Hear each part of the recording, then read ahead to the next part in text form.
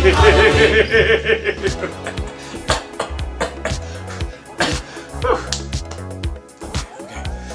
Survivor Buffs, it's me, Toby, and on behalf of the Buff Headwear Company, I would like to welcome you to my recap of episodes 6 and 7 of Survivor Blood vs. Water. A lot of scary stuff is happening, and not just because it's Halloween, but because on the island, people are being forced to deal with their demons. People are being forced to cannibalize their own team members, and even feed on their young. So I thought it'd be a good time to take a look at some of the monsters that are emerging during our season. But be careful! Enter at your own risk, because some of this is real scary.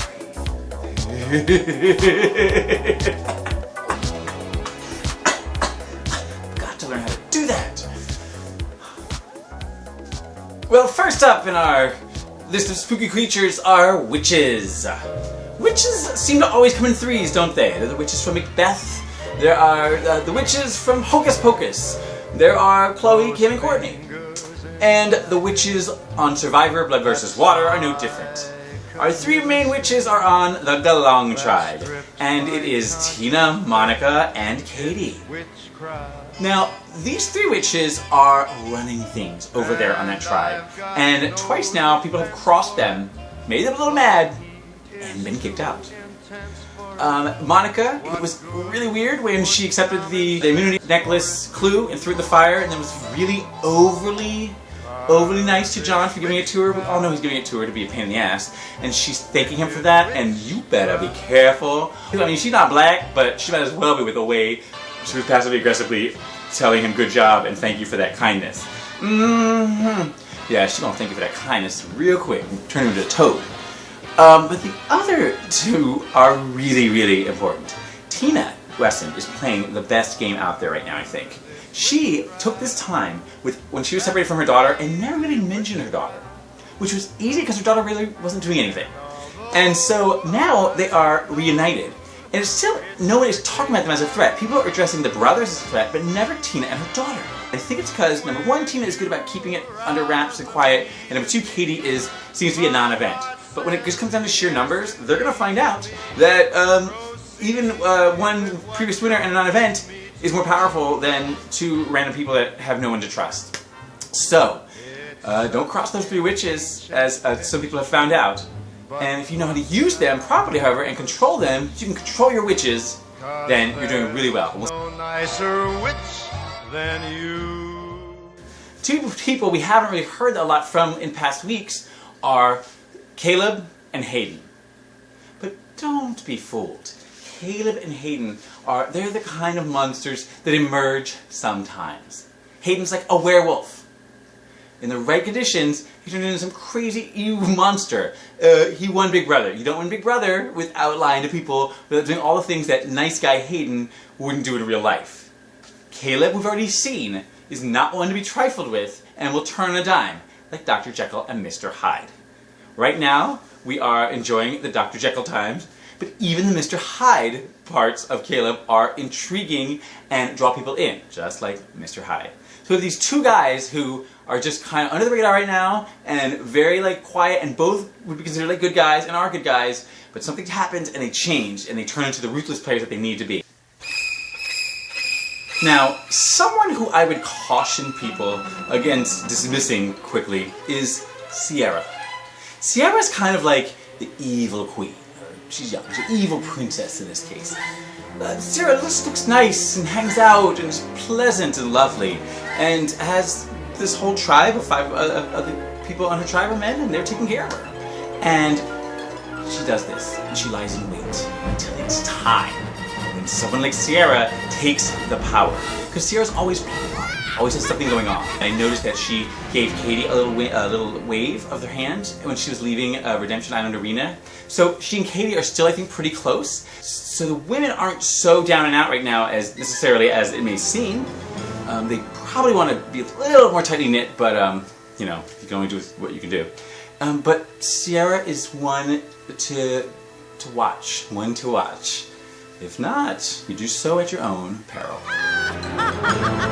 Now, two other people causing an uproar over at Tadhana are Tyson and Jervis.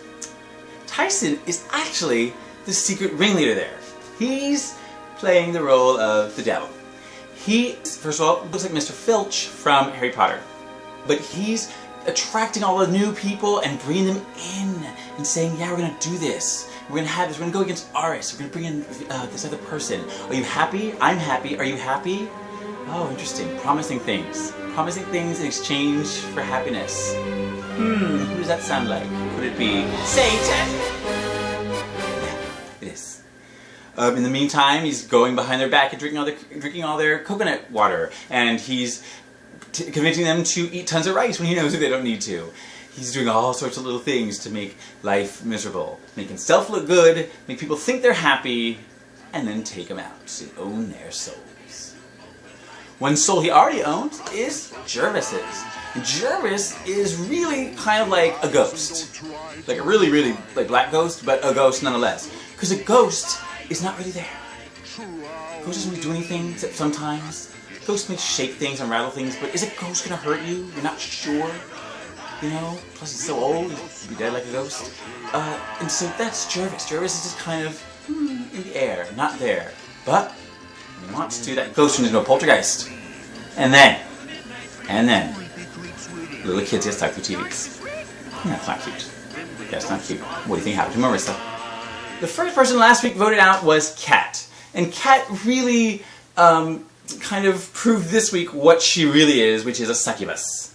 Succubus will go and just really suck the soul out of someone who loves them. And she was doing that in full effect this week with Hayden. So she gets kicked out last week because she got busted trying to turn on one of the witches, on Monica. She goes and approaches Tina, who clearly doesn't want to do that, and discovers that Tina's much more of an ally with Monica than she is with Kat. At least wait 1 week before you try to turn on Monica. Why? There's no point to it. Because she's impatient. And then she gets to Redemption Island, and the only thing she's worried about is that Hayden will break up with her. That Hayden will break up with her because she lost. Like, what? Really? Really, Kat? How fragile do you think the relationship is? Don't put this on him. This is on you. And then, when there is a chance for him to go to Redemption Island, he's asked by Jeff if you want to switch with her. Kat does not do what she should have done, which is immediately say, no, that's not happening.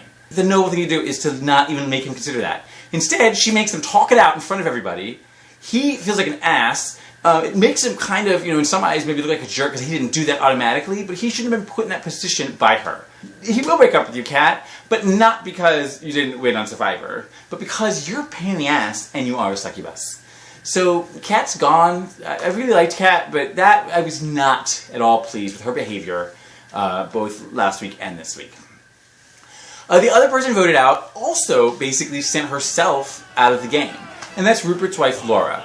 Rupert's wife, Laura, good intentions, told Vetus he was going to be the one to go, but it was stupid. It was supposed to be blindside, and whether or not it was or not, didn't consult her alliance. She acted like she was in charge of the alliance. But she meant well. She's kind of like Frankenstein's monster. And not his appearance. She was so excited that she came into her own. She was alive! And yeah, she was alive and scared the hell out of everybody. So she was voted out. If she had just, kept her mouth shut and let it be a blindside, or realized that there's a reason for blindsides.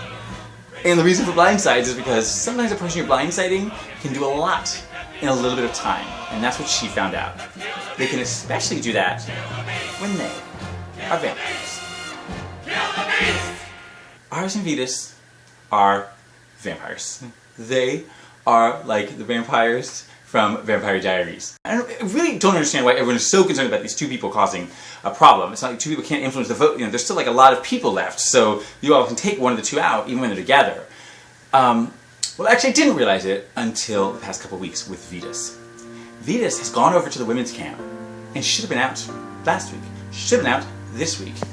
But he has done what vampires from True Blood, from Vampire Diaries, from all the vampire mythology can do, and has glamored or compelled the people over there. He has those women eating out of the palm of his hand, right up to the time that he breaks their necks.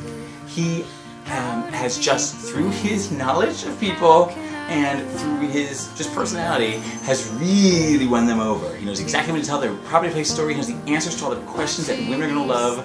He's in tune with them. He knows what's going on. And when there's an opportunity and a crack in the alliances there, he will go in there and break it.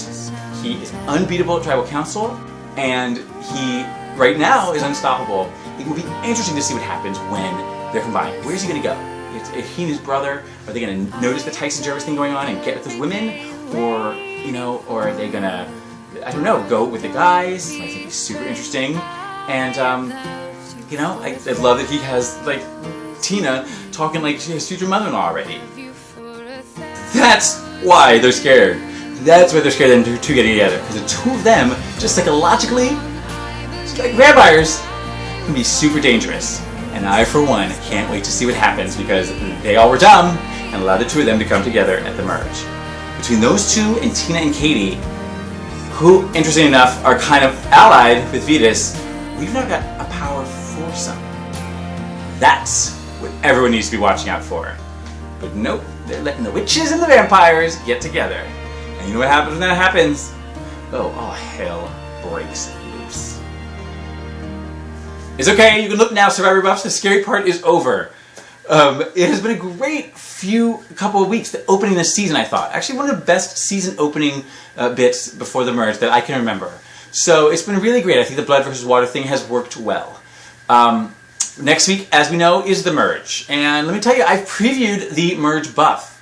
And it is, get ready, really nice. It's really beautiful. I can't tell you what color it is, but it's not one of these colors, I'll tell you that. You're going to like it. You're going to like it. And, before we leave these buffs behind, which we will this week, we have final wear of the week of these style of buffs, and that is, of all people, Katie. Katie, who during the challenge wore her buff like a skirt. Interesting. You see that? There's her butt right there. And also the buffs got a shout out as they were pulled off during that challenge, so, buffs can protect you and also provide you with some extra thing to grab onto during a challenge in which you're chained to 3 other people and fighting under a cage-like thing against 4 other people. When that happens. Well, that's all I've got for this recap of episodes 6 and 7 of Survivor Blood vs. Water. I'd like to thank the Buff Headwear Company for not only the amazing buffs, but also for providing so many buffs that fit with the color scheme of my holiday. Thank you. Don't forget to check their website for more buffs and more of my vlogs, and to check my webpage and my YouTube page, which you should subscribe to, for more of my videos, both Survivor and non-Survivor. Happy Halloween! In the meantime, go get some candy. Make good choices.